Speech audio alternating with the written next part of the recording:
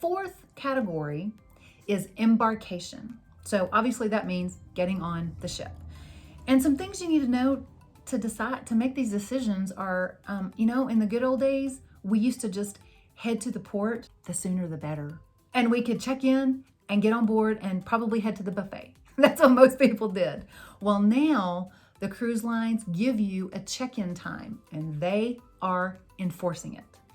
So what's going to happen if you show up early, you're going to stand or sit on the ground outside the port in the snow or the rain or the cold or the really bad heat in the south, or the wind or whatever. You're just going to wait for your time. So on our last cruise out of Miami, we had a 12 o'clock check-in time, 12 to 12:30. And we got there and the line for our correct check-in time was already so long. I thought we were in the wrong line. It was already so long. And yet the line 2 down for the 2:30 check-in time was also full.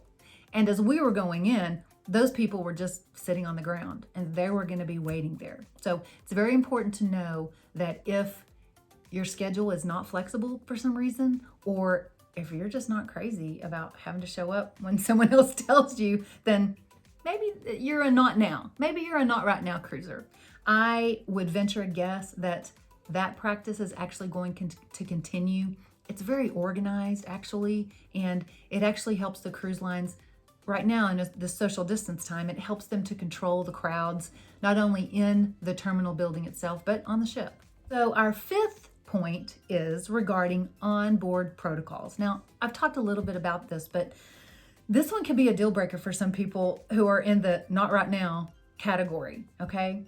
So onboard protocols include, as I stated, vaccinations right now. And again, it's your decision whether you ever want to get vaccinated or whether you ever want to vaccinate your older than 12 child. That is your personal decision. So it's important for you to know that right now, the cruise lines either have to because of the itinerary and the port, or they've chosen to require vaccinations. The other one is masks. Now, I read from a lot of people online that's just a no for them. I'm not wearing a mask on vacation, certainly not on a cruise, period. So that's very important to know before you book something, especially if it's like a non-refundable deposit. Another good reason a travel agent is very helpful and very important. Let's just say you book something on your own and you get there and you have to wear a mask. What? No one told me I had to wear a mask. I wouldn't have come if I knew I had to wear a mask. So the masks will go away. That's my guess eventually. But right now, they still have masks that are required inside areas that are mixed protocols, like people who are unvaxxed, like either children or for those cruise lines that do allow unvaxxed and vaxxed adults. Those areas inside, you have to wear a mask. Outside, never in your cabin. In the hallway going to your cabin, yeah, you do. So inside, generally anywhere, unless it's a vaccinated only location. And there are some cruise lines who like bars and lounges, the casino. On Royal Caribbean, there's a adults only pool area that's called the solarium. And that's no masks because it's vaccinated only. Children aren't allowed anyway. So there are several spots that will be marked with signage very clear as to whether masks are required. But you should know that before you book. The distancing also, they got social distancing going on. The capacities right now are limited capacity, sometimes as low as 25% full capacity. So you've got these huge cruise ships that hold 6,000 or more passengers, not to count crew, and they're at like 1,800 capacity. So if you are leaning towards, I'm okay with cruising right now, this is indeed the perfect time because there's just not going to be a lot of lines.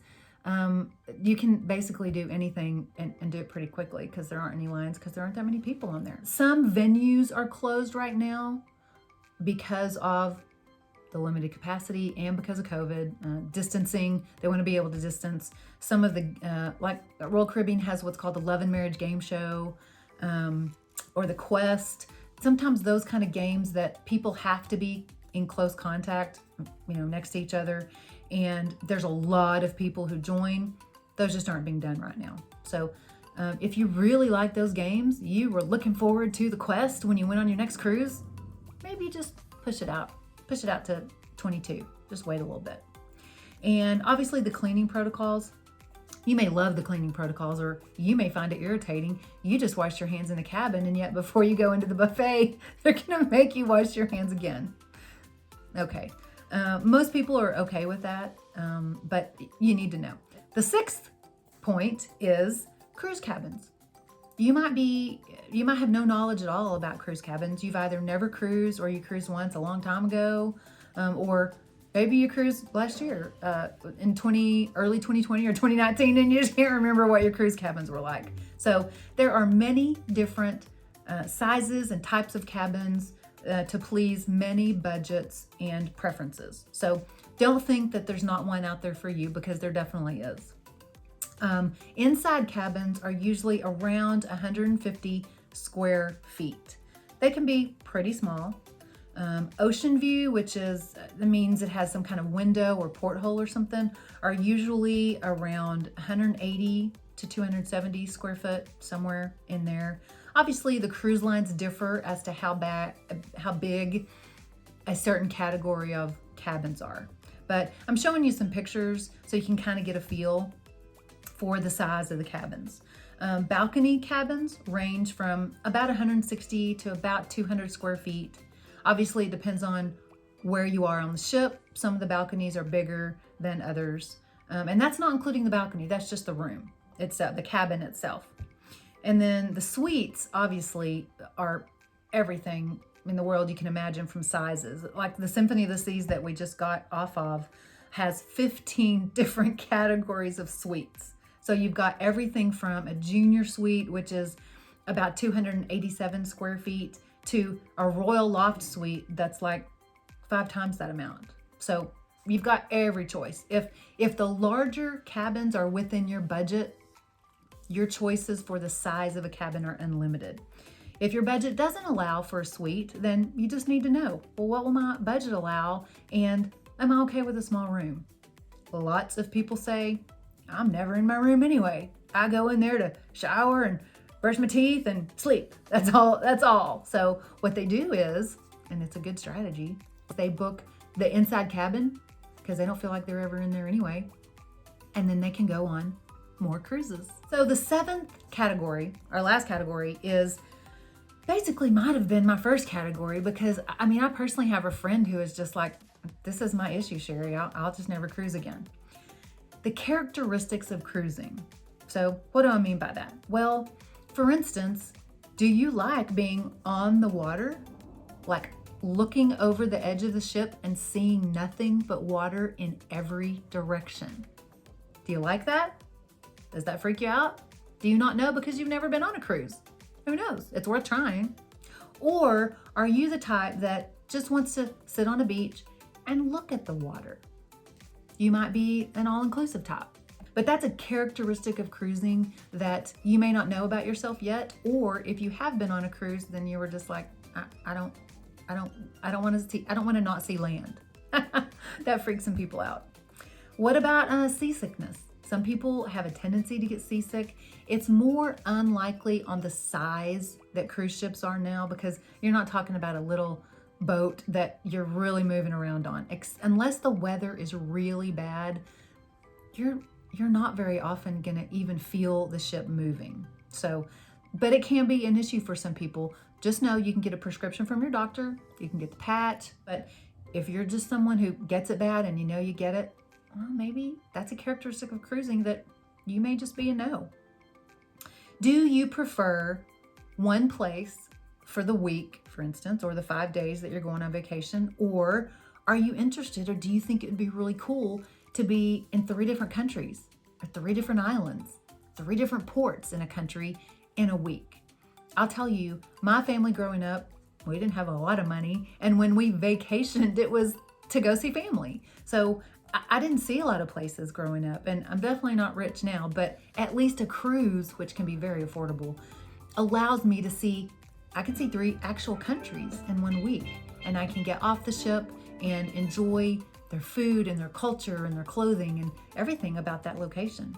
But you may have traveled before. That may not interest you, so you may actually prefer to just be in one place. I'm gonna go to Cancun for a week, and I'm gonna look for some restaurants that I like, and I'm gonna eat in those restaurants, and I'm just gonna stay in this one resort or this one hotel. So that's something you need to know about yourself before you decide whether to book or not on a cruise. Do you like the activities that go on the ship? That was one thing that my friend said. Her mother was even a travel agent, so she was getting really good prices on cruises, and she said, there was just nothing on the cruise ship that we liked. You have a lot of activities on a ship, but again, if none of those really interest you, then it may not be for you. You've got bingo games, you've got Broadway shows, and when I say Broadway shows, I mean obviously like Mamma Mia was on Broadway, and now it's being performed on Royal Caribbean cruise ships, as well as Grease. Those kind of, they're actual Broadway titles, but also some of the talent, the singers and dancers, used to be on Broadway. You've also got things like scavenger hunts, and of course a rock climbing, a flow rider, wave machine, subject matter trivia, like they'll have, Beatles trivia or Seinfeld trivia or the 80s pop culture trivia, things like that. Belly flop contest out by the pool. So it's not like there's a dearth of things to do on the ship.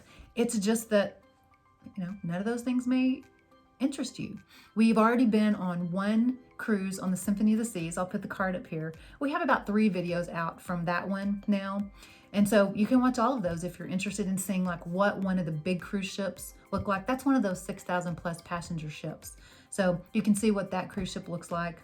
And on that cruise, we went to Coco Cay, their private island. So if you've never been to any cruise line's private island, you can check out that video as well and see what that's like. So please smash the like button and subscribe if you want to continue on this journey with us for more videos like this. Thanks. Be blessed.